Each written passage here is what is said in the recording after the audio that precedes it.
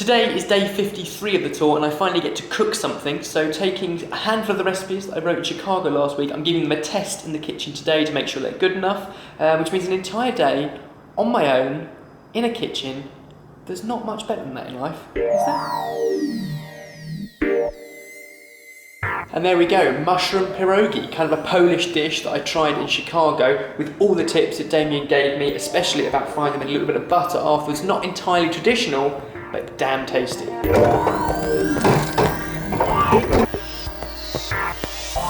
This is my take on the crawfish boil that we had at Jordan's house in New Orleans. I figured if people are recreating this at home, especially in the UK and everywhere else in the world, if you can't get hold of crawfish, or if you can, it'd be very expensive, then a good alternative would be shrimp.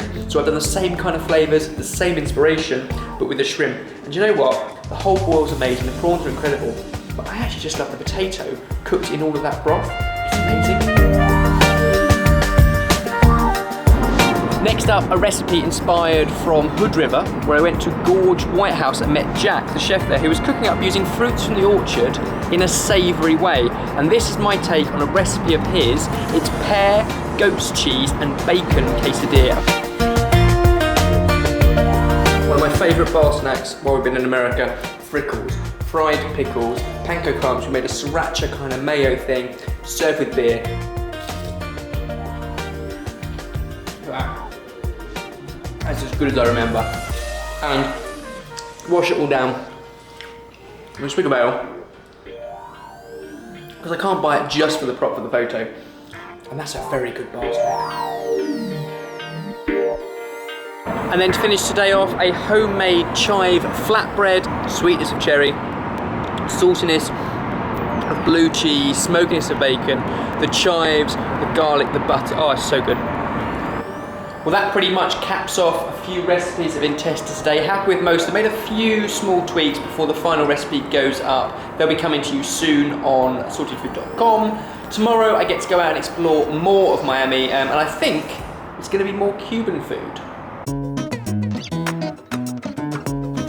Another day and more food to explore. So many times when I was asking on Twitter and Instagram about what I should be eating in and around Miami, Cuban kept coming up.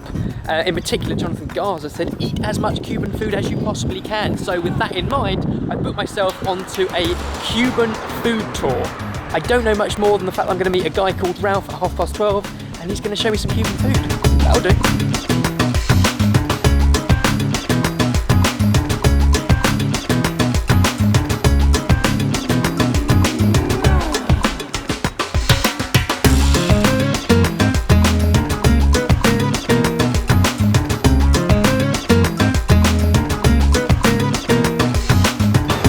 Stop on the tour is a Cuban sandwich out of a little window, and it is incredible. Double pork, that's glazed ham and roast pork, Swiss cheese, dill pickle, mustard, all in bread. Been told that mayonnaise is blasphemy, as is the Italian salami. This is the way it should be had, slightly warm, slightly toasted, very delicious.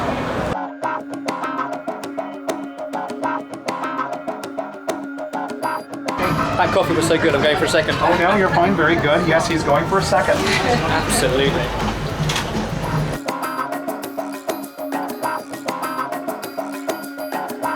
We've had the Cuban coffee to pick us up, 2 little thimble shots. Next up, the classic Cuban cocktail here at Ball & Chain, a mojito. A mojito made the Cuban way, plenty of sugar, soda water, lime juice, a white rum and spearmint.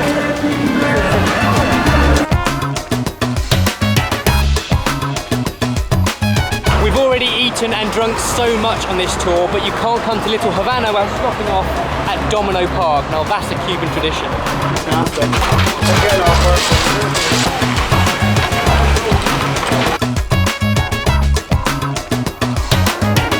This one, a Cuban bakery, and we've got a puff pastry square with guava in it. So it's a tropical fruit, it's got this red colour, and it's really, really good. It looks like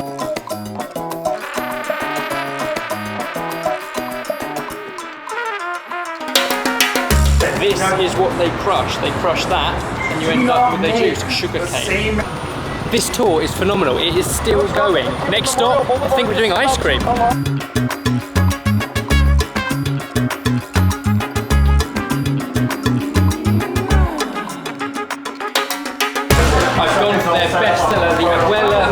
which is basically guava, cream cheese, vanilla ice cream, and Maria biscuits. Yum. 3 hours of non-stop Cuban delights in Little Havana. Sweet stuff, savoury stuff, small bites, big bites, drinks, alcoholic, juices and coffee. It was incredible. So big thanks to Ralph and the tour.